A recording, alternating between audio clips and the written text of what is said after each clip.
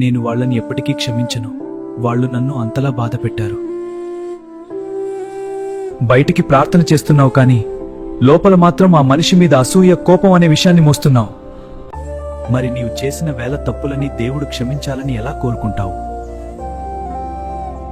బాప్తిస్మం తీసుకున్న నీవు క్రీస్తులాగా ప్రేమించాల్సింది పోయి పాత కక్షలని తలుచుకుంటూ నీవే కాల్చుకుంటున్నావు. పగ అనేది ఎదుటివారిని చంపే ఆయుధం కాదు, అది నిన్ను లోపల నుండి తినేసే ఒక చెదుపురుగు. మనుషుల అపరాధములను మీరు క్షమించిన ఎడల మీ పరలోకపు తండ్రియు మీ అపరాధం క్షమించును. నీవు క్షమించకపోతే నీ ఉపవాసానికి, నీ ప్రార్థనకు అర్థం లేదు. ఈరోజు నీ మనసుని గాయపరిచిన ఆ మనిషి పేరు తలుచుకుని, దేవా నా వల్ల కావడం లేదు, కానీ నీ ప్రేమ కోసం నేను వారిని క్షమిస్తున్నాను.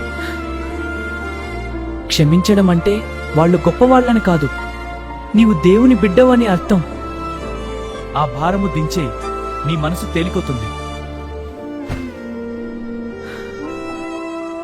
పగను వదిలేద్దాం, ప్రేమను పంచుదాం.